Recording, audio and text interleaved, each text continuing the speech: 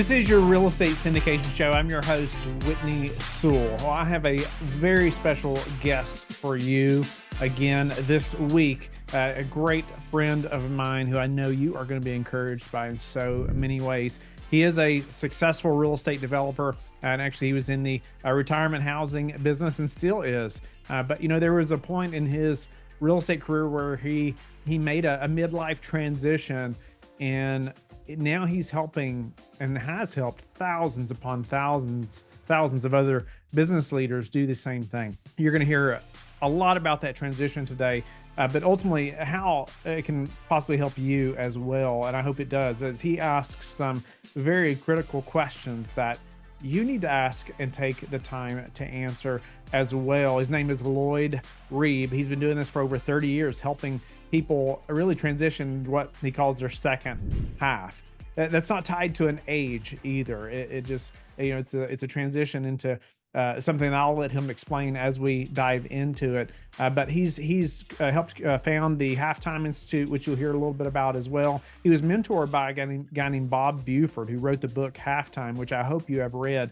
If not, I would highly encourage it. And I would also recommend Lloyd's book called Success to Significance.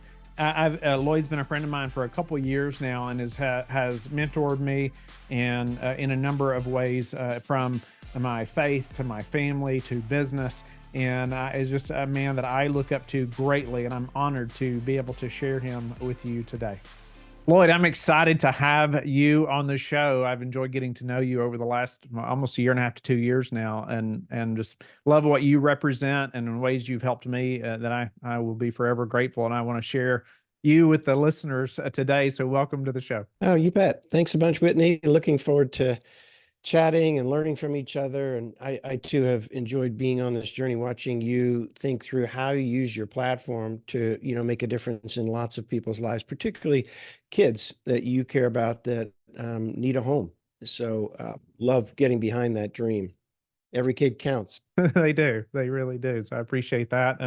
And Lloyd, I just want the listeners to know, I want to jump into that. I love your take on your mission, your family, your all that focus, because we can get so distracted, and as business owners, right, as entrepreneurs, and we're very driven, and we see this dream over here in business, but man, family really goes by the wayside too often. And I feel like you've helped me and thousands of others, to kind of recalibrate, right, and to have a plan though for that mission, that overall mission of what's truly important. And I want to get there. And before we do, you have a long history in commercial real estate as well. I want you to be able to share with listeners and us kind of walk through your journey a little bit, but then I want to jump into that as well. This map, this roadmap, this way that you help so many and have helped so many. But speak to the listeners a little bit about your commercial real estate background, and what your focus was there. And we'll talk about kind of your transition. Yeah, well, I've always loved real estate, Whitney. I bought my first piece of land in New Jersey near Atlantic City when I was 14, and my dad was my banker.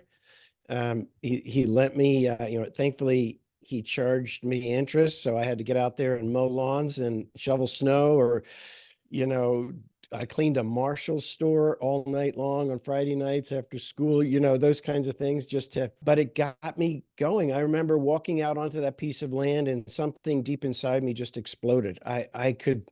It was in me, right? If you love real estate, you can't, you can't avoid it. So I also loved the opportunity to scale, like to leverage, in this case, my dad's money when I was, 14, 15, 16. And then I went off to McGill University in Montreal and married Linda. So again, because I was so focused on making money, I did a 4-year degree in 3 years, because just running the numbers, I realized I would make as much money in the 1 year I got out early to pay for all the 3 previous years. And then I started working at TD Bank. So I learned, and maybe many of your listeners, I learned early that I'm an entrepreneur. I am not a corporate guy. I was suffocating under layers of bureaucracy and slow moving and low ambition. And not everybody in corporate life is that way, obviously, but that's what I experienced, even in a great world-class bank. And so at 21, I bought 18 acres from Linda's dad. It was an orchard. It would be infill. The county had already told him that he couldn't get permission to develop it. But, I could sever 3 lots across the front, save a 66-foot road allowance. And I used the money from the 3 lots at the front to pay for the design and start the construction of, half a mile of road, and sold the lots off. And, you're just dancing on the head of a needle trying to make that work as a 21, 22-year-old kid with no idea about curbs and gutters and roll curbs versus box curbs or that kind of stuff. I have pictures of our oldest boy, who's now 37, on this big dirt mover, one Saturday. And it was a fun adventure. It was huge risk. But again, if you're a real estate guy, you love that stuff, right? But what's unique about some developers is they understand the compounding return on what they earn.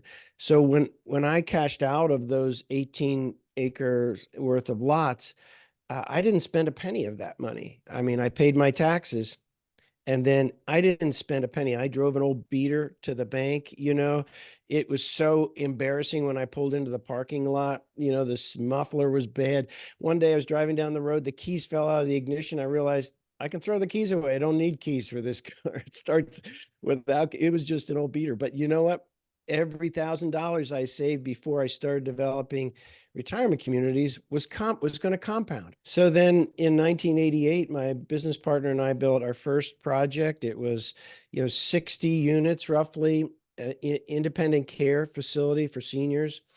We put roughly $1 million in and borrowed $3 million from, the Bank of Montreal or Royal Bank of Canada. I mean, they were, who lends a 27-year-old, $3 million basically. And we walked out of the bank that day thinking, these guys are crazy. We barely have a license.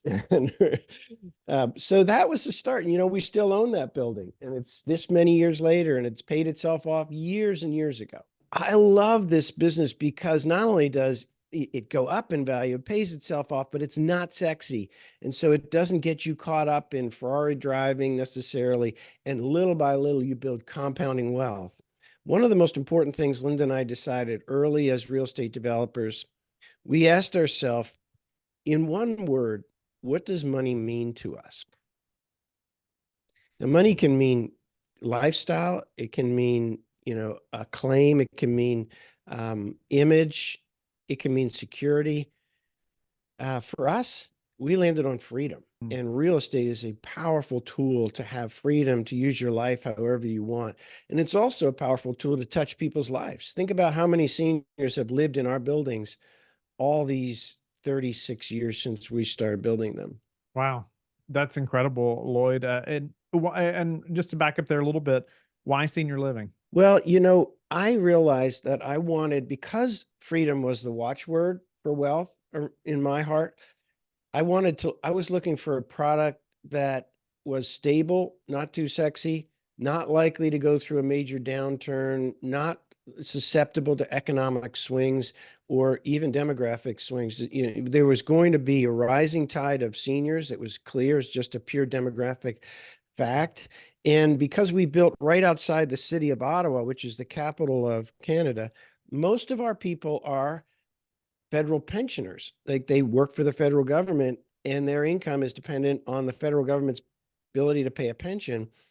And I thought, for goodness sakes, these are never going to be super sexy products, but they are never going to be, go through a huge downturn. And so as a result, I can build my freedom around the cash flow coming from them. And they've literally been 97% full for all these years, and provided us with complete freedom. Imagine, since 1993, I've had the ability to use 168 hours every week, however I want. And I love this business. So I love taking care of seniors. So in my mind, if you're going to develop real estate, get clear on why you're doing it. To what end was Drucker's question when he would talk to younger people like you and me.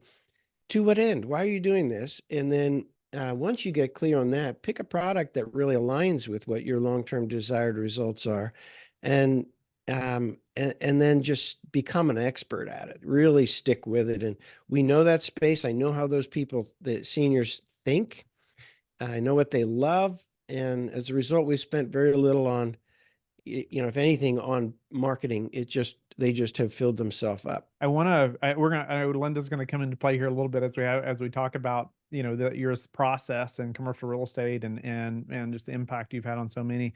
But you mentioned you bought this property from her father. Were you all married then when that happened? I was just trying to think through, Yeah. the stresses on a marriage, or maybe even a new marriage at the time when you all are, you talked about, would you say it's a huge risk, right? It's fun adventure, but it may not have been as fun for her as it was for you. So I was just trying, were you all married then? And what did that look like? Yeah, we got married at 20, 42 years ago.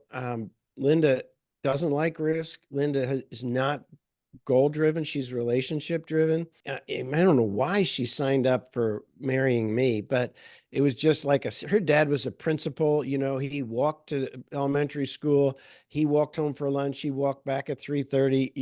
He drove a four-door sedan. She was used to stability. And then, oh my gosh, the whirlwind started. But she's been adaptable. So I just give her a huge amount of credit that she was willing to flex with that.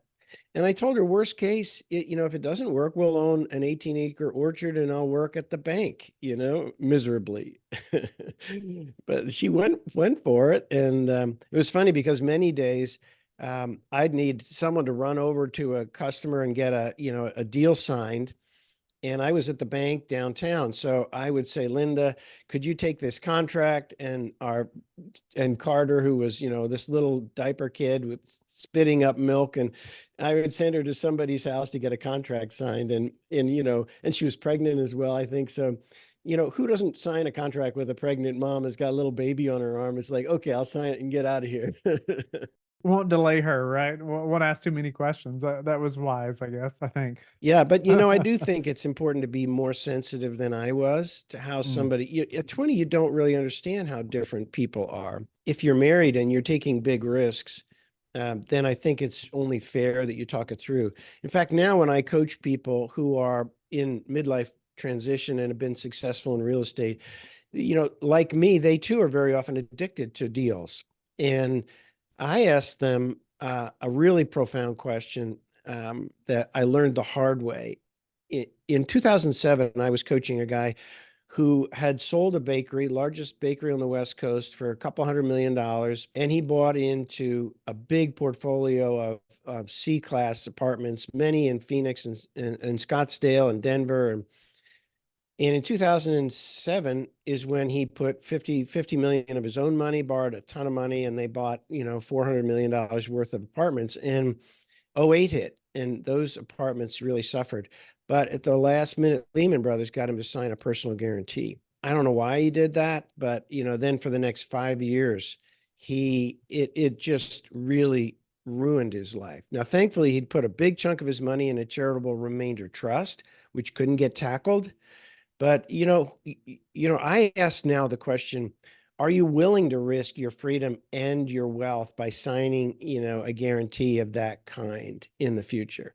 And, early on, you probably have to, but at some point I got off all my guarantees after I turned 40 because I watched 9/11 happen. I saw the disruption that can happen in the world, and we paid a little higher interest rate. But once we got to 50% debt to equity, we were able to get off our guarantees. And I've never had any guarantees since then. I'm 62 now. So 20 years, let's say, of, the only thing I'm signed, I've never had a mortgage on this house for 25 years. We paid cash for it. So I'm signed onto a little credit card, right, which gets paid off every month.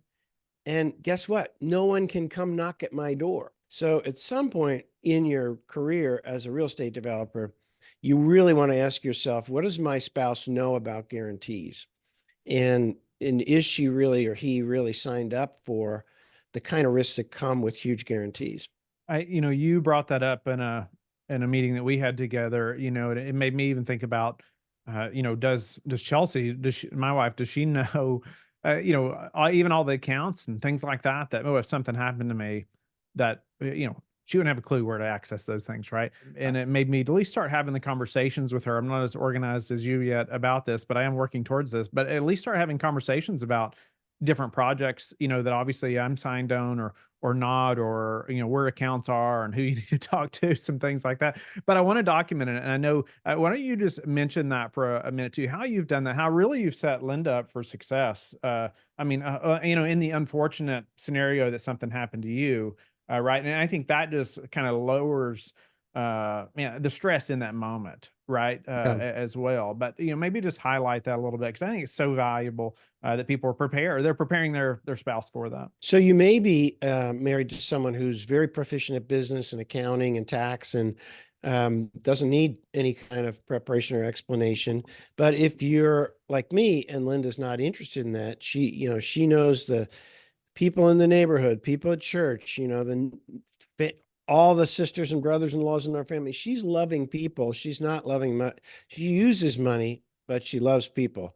And so I needed to think through how to really equip her in the case that I, die suddenly of a heart attack or something.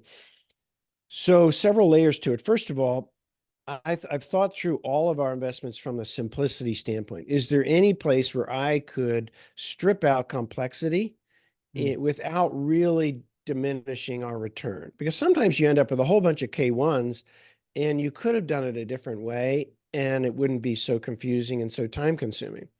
That's the first layer. Then secondly, documentation. Make sure that you have a black binder that everybody knows where it is. And, it's got every asset listed in the front and all the asset access and all the passwords or whatever, however you're going to keep track of that. And then you need, your will and your living power of, attorney and your medical power of attorney and those things, so they're easy to access for her or him if something were to happen to you. And then what I've done is I've just put a cover letter on the front. That's one page. That's our intent, our heart's longing for our family relative to the wealth we are entrusted with. Our basic belief is that we were given the ability to create wealth and we're stewards of the wealth, that we really don't own it. And if we did own it, we'd own it for a very short time.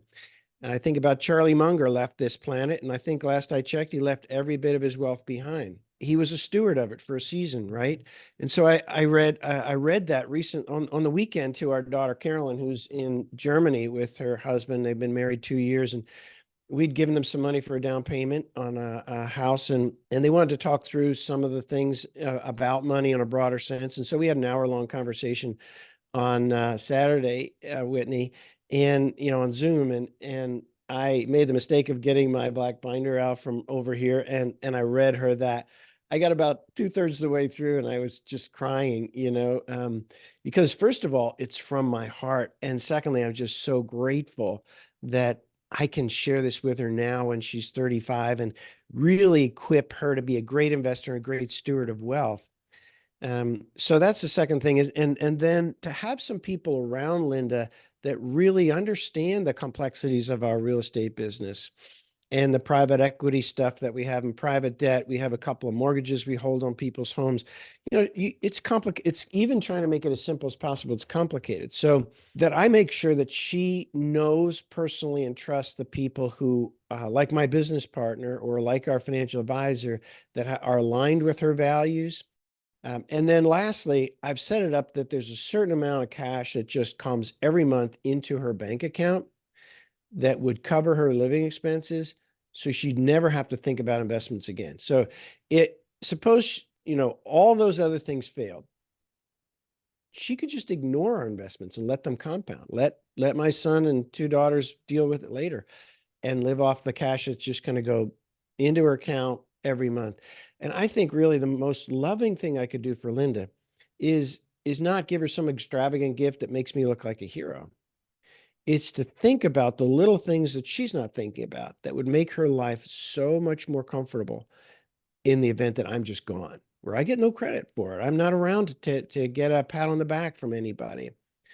So that's what I've worked on quietly. I really haven't, I've told her about this, but I haven't told her, hey, look at me. I'm looking out for your best interests. I think that's, what you and I can learn together is how do we do this quietly and just really care for those we love? Yeah, I love your focus on Linda, right? And just how you have cared for her. I'm just learning from you and learning every time I'm with you. I'm feel like I'm pushed to do these things better and care for my wife better and family. And even your focus on how you were talking about helping your daughter, and her husband, and love that, the time there spent. And to transition here a little bit, I know, while you're still in commercial real estate, you've also taken on a bigger mission, I feel like, and a very a big focus, in kind of a different direction. I'd love for you to just speak about that transition a little bit, and maybe why, what prompted that, and the focus itself. I would love the listeners and us to dive in there a little bit. I've had a mentor, actually, Whitney, every season of life. I had a mentor as a gymnast, which was different than my coach.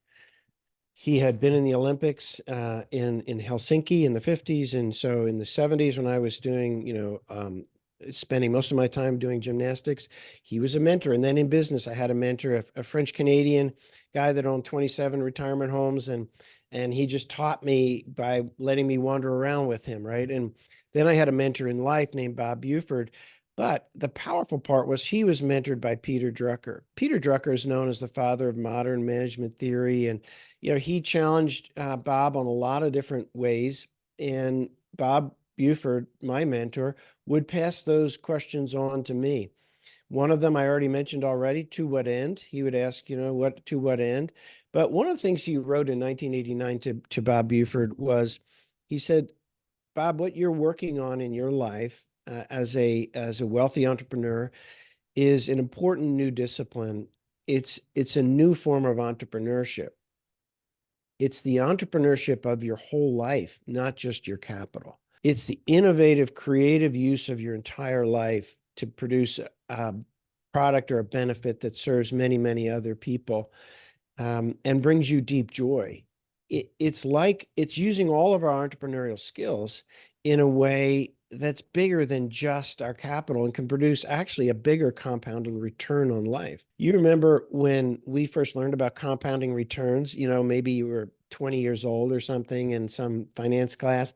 I was mesmerized by the fact that it's just magic what happens. So now at this season of life, we know it at a very different level. When we were 20, we knew it intellectually. Now I know compounding wealth at a very deep heart level. I've watched it year over year, magically compound. Peter Drucker was in his 90s, and he was pointing us to was this compounding return on life, that you can be an entrepreneur with your life and have a huge compounding impact that brings you more joy and blesses many, many people's lives. So one day, my mentor took me aside when I was about 40, and he said to me, "Hey, Lloyd, I want to run something by you. I want you to take out a single sheet of paper, make 2 columns, and on one side, I want you to write down everything you have that's valuable." And I thought, like, this is going into an exam where you got all the answers. I'm going to kill it. So I'm writing down, this building, that building, this sailboat, and, cars or whatever. He said, "Good job. That's really good. That must bring you a lot of joy." But I should have been smart enough to know there was another shoe that was going to drop, and he said to me, "Okay, now on the other side, I want you to write down all the things you have that are priceless." Mm. And it just took the wind out of me. I thought, well, what do I have that's priceless?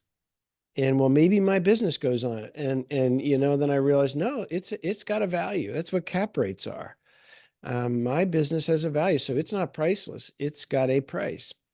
And, there were very few things on the priceless list. And every one of our friends listening in would benefit from making the same list. And then he asked me, "Okay, good job. That's good. You've got a good list of things that are priceless to you. Now let's talk about what you're doing to protect them."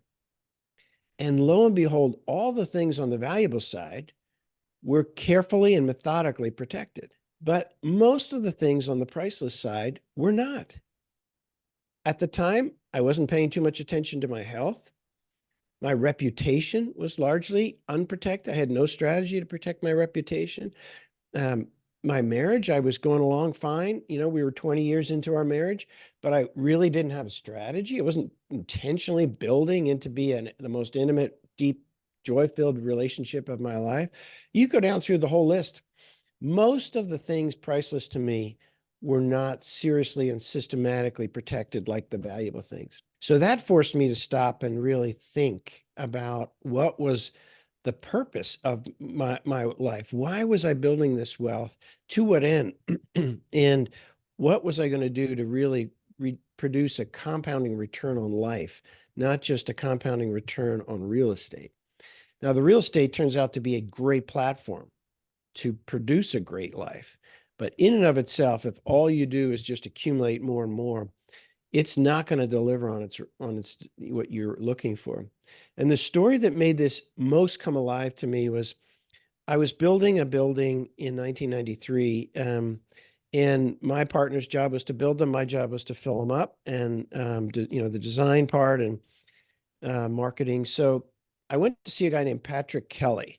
Patrick built the first indoor mall in the 50s in Canada. It was called the Eaton Centre, right downtown Toronto. Interestingly, it's since then been torn down. So if you think about legacy in real estate, every building you build eventually is going to be torn down, probably. So I went to see Patrick Kelly to try to convince him to move into our building. He was 78 years old at the time. And I went up to his big, beautiful brick home painted white with dark shutters and a big steps going up to the front door. And I'm 29 years old. And so he invited me in. The house was silent and showed me all around. And in every room, he had pictures of buildings he'd built, apartment buildings, the mall, the Eaton Center, high-rise buildings. He's a well-known developer in Canada, a big fish in a small pond. I thought to myself, wow, if I stay with it, if I stay focused on developing real estate, I could end up like Patrick Kelly someday. And then the more I listened to his story, the more I realized the house was silent because, he and his wife weren't really that much in love anymore. He has almost no friends. Every one of those pictures on those walls, filling up every room in that big house, had no people in it. It was just pictures of buildings. And finally, I convinced him to move into our building, which was a win. But then walking out the front door, by the time I got to the bottom step, my mind had switched from, if I work hard and stay focused, I could end up like Patrick Kelly, to if I'm not careful, I just might end up like Patrick Kelly. And that was a huge turning point for me at 29 to see, hey, I want something more than just building wealth and building real estate. So I set out to figure out, how does a recovering real estate developer make a meaningful contribution in the world? So over these last, 30 years then, or 31 years, I've had the privilege of teaming up with other talented people to make a really meaningful difference in other people's lives. And I love real estate, but I'll tell you, this brings more joy even. Yeah, I feel like that, you're helping so many others, including myself, to not end up like Patrick Kelly, right? I mean, it's because it's exactly what you just said. Like, we all see somebody like that and think, man, if I could be like them, but you don't know those things. And I just think, what a blessing that you were invited that close to him where you could observe and see what you thought you wanted, or what you learned you didn't want. A little bit later, when the building was nearing completion, he ended up in the hospital. He called me from his hospital bed and he said, Lloyd, two things. Number one, I'm not sure I'm going to come out of this hospital. My heart condition's really severe, but don't tell my wife because I don't want her to be worried. And by the way, those French doors in the blueprints that I signed off on, those French doors looking out over the river were supposed to be so many inches wide. And she tells me it's 6 inches shorter. You got to tell me. And he got really pissed off. And I said, like, juxtapose those two ideas. Like, think about that. I may not come out of here and I'm pissed off because you're 60. Well, I said, well, Patrick, look, let me go check it out and I'll give you a call back. Well, you know how the sliding glass doors come with bumpers on either side when they're shipped? They were 2-3 inch rubber bumpers on either side. I'm like, dude, you almost killed yourself in high blood pressure and torque. I mean, your perspective on life is so freaking screwed up. And it was just a great model. I mean, I hate that he lived that life, but it just certainly saved me from doing that. How you're helping so many to see that now, right? And to plan for a different goal, right? As we grow in our entrepreneurial ventures, and what does that look like a little bit? Maybe some examples of people, that you've helped and some of the process. So Bob Buford and I started the Halftime Institute in 1998 as a place where people could come, just like in football, into the locker room at some point in usually in midlife when they've achieved some measure of success and they start wondering, for goodness sakes, is this all there is? Is this all there is? Just you accumulate money, you spend it, you travel, you buy a car collection, and then you get, old and sick and pass off. And could it be that life could be much more, enjoyable and rewarding? And what would give my next season even more joy, meaning, and impact than just yeah. Now, the interesting thing is real estate is a great platform where you can do both. So I wrote a book called From Success to Significance, when the pursuit of success is no longer enough. There comes a point when you have this burning discontent or smoldering discontent. You have everything that everybody else is longing for, but there's still something missing and you can't quite put your finger on it. And usually it's purpose. Now, I had dinner not long ago with the guy that, if you've seen the Netflix series, Blue Zones, areas of the world where people live to 105. And he studied that over 25 years with the National Geographic study on areas where people have extraordinary longevity. And lo and behold, purpose is one of them. Purpose is like the second most important thing in life. It adds between 4 and 7 years to your longevity just by living with purpose. So it begs the question, what's your purpose? Or what is your mission statement? So Bob Buford and I started an organization that's grown around the world, and we help people get clear, get free, and get going. They get clear on who they are, their strengths, their passions, their purpose in life. They get free from the low value stuff that's cluttering up their life, and they get going, testing out things they could do to make a difference. And many real estate developers find that it's right under their nose, that there are opportunities in every single building, for example, to make a difference in, what happens in one of your buildings when a woman is widowed. What happens? Who cares for her? The Bible's clear that the true religion is caring for the fatherless and the widows. Now, those are two categories you care deeply about, particularly those that are fatherless. Little kids that, for whatever reason, don't have a mom or dad. You've got those people living in your buildings. And there are a lot of guys I've coached over the years through the Halftime Institute that have great real estate enterprises and use them as an important way of touching people's lives. There's the DLP, Don Wenner, that you and I both know, is a great example of that. He has, 20,000 apartments, and he's in his late 30s. And every one of those has a couple that lives in those on the property, that's there to build community and help people get engaged, which increases their tenure at the building, but also to care for them emotionally, physically, spiritually, to be a care provider.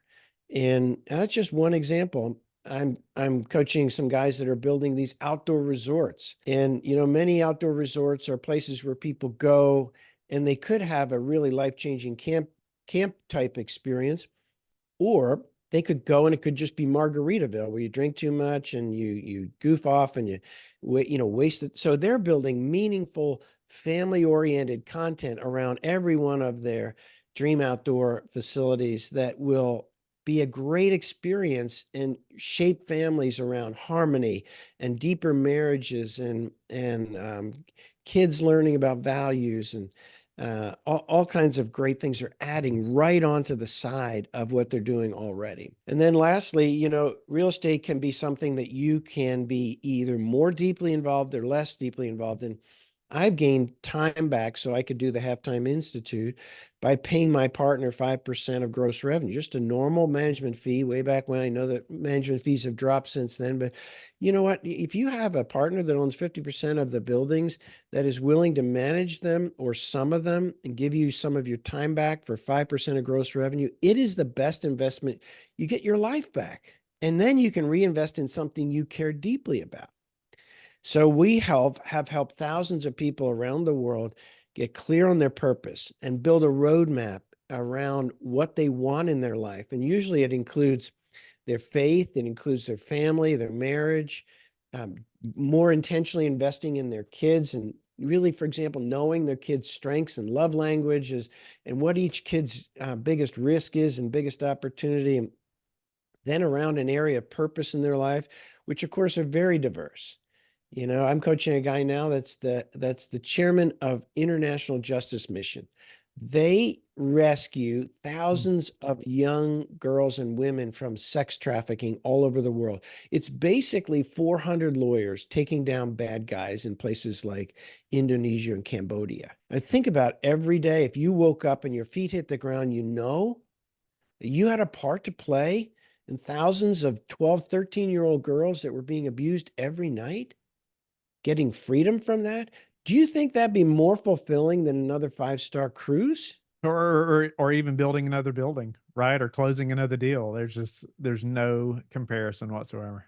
Yeah. And, you know, the only thing I think back to the title of the book, From Success to Significance, is that it has a small but underhanded way of saying that you choose between success and significance, that you leave behind success and you move to significance. Now, frankly, you know, it's been useful in hundreds of thousands of people's lives, but you know, the title's not exactly accurate because it could be infusing success with significance, infusing into your life of commercial success in real estate, something that suits you, fits your strengths, and moves you deeply and blesses other people. I think of, you know, Jesus told a story way back when, a couple thousand years ago, the parable, which parable stories are great lessons, right? And he said, hey, don't be, you know, he looked at our life like soil. He said, your life is like soil and you get certain things planted into you. I was given, you know, great thinking from a dad that was an executive, and I learned about business from the time I was little. I was born in you know, in a family that gave me opportunity, obviously, right? I was given certain mental abilities. I was given a mentor, etc. These are all things in that were planted in my soil. Now, he said, you know, don't be the soil that's shallow. And when tough times come, you know, nothing germinates. Don't be the one that gets all tangled up with weeds and get your life too complicated. I call it sloppy busy. I can't tell you how many executives I coach, they're sloppy busy. And sloppy because they're doing stuff that they don't think really fits their purpose, but they're doing out of obligation. They're on a bunch of boards. And don't be the person who gets enamored with wealth because it takes wings and flies away. But be the person who cultivates a good and noble heart and then listens deeply to what their calling is or mission, and then perseveres and produce 30, 60, or 100x return. So now I lead people on the pursuit of 100x return on life. In other words, if everything given to me, I took it and multiplied it, and it produced 100 times that in blessing in other people's lives, would I end up with more meaning, joy, and impact? Would I shape my family differently by modeling for them what it looks like to live a great life of purpose? So that's what, you know, I'm spending every day working on now, Whitney, with guys like you. You know, you mentioned earlier, Lloyd, that you're often it's like right under your nose, your purpose or this thing, you know, that I feel like we're all seeking, right, in one form or another, but it seems so difficult to figure that out. But you say it's right under your nose. Maybe you give some tips on how you've helped people figure that out. And then you mentioned the roadmap. I'd love for you to highlight the roadmap a little bit. We're running short on time, but I want to go a little long here if you're able to, Lloyd, because I'd love for you to be able to highlight the roadmap as well and help the listener to think through and how you lay some of that out so they can be thinking that way as well. You know, the way you start to discover your purpose is, first of all, it's more akin to archaeology than architecture. You start by retracing your steps. When was I at my very best? When was I most at peace in life?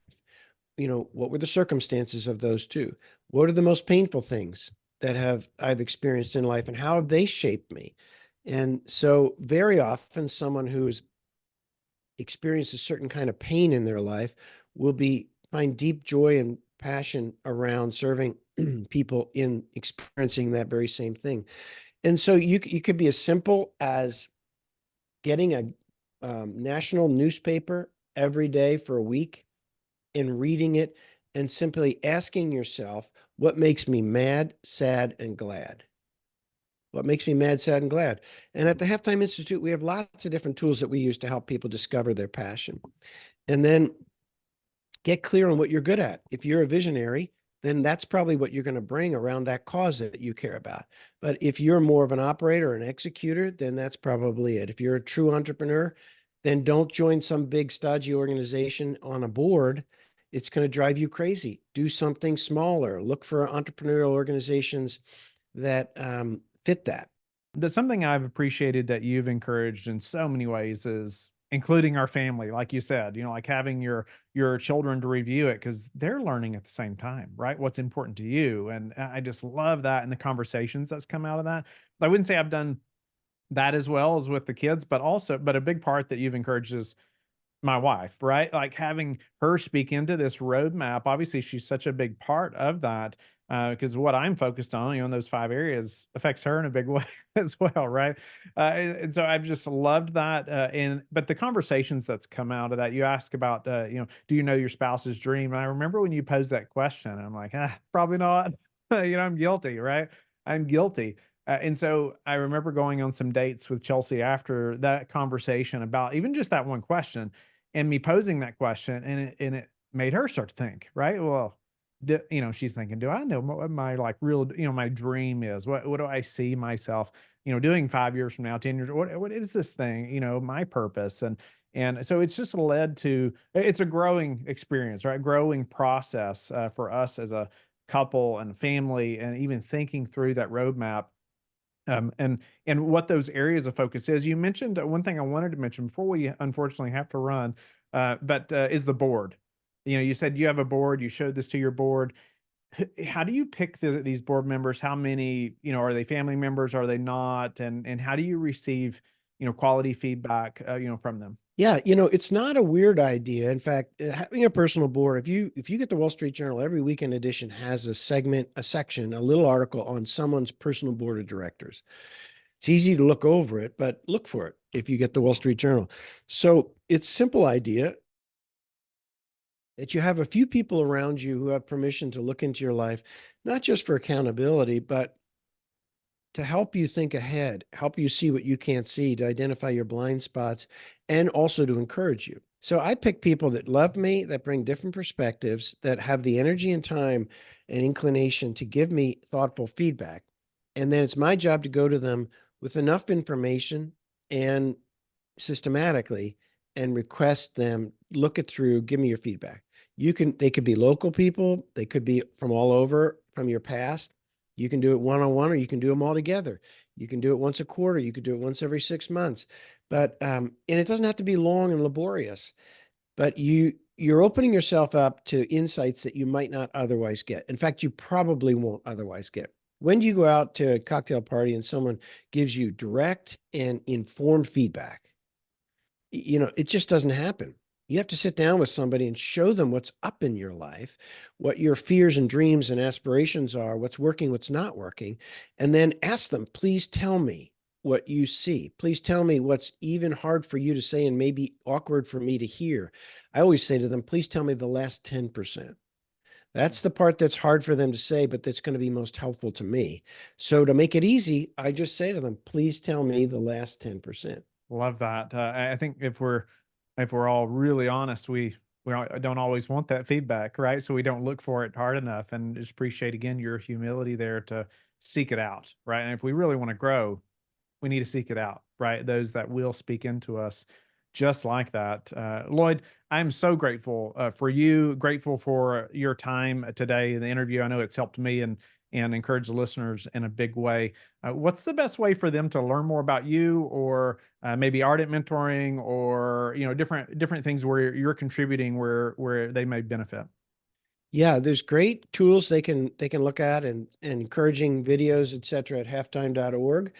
And then if you love mentoring and you just don't know where to find a young entrepreneur to serve and inspire and equip, we make it really easy. Go to ardentmentoring.org and both will just we got great teams. They'll just help you get going.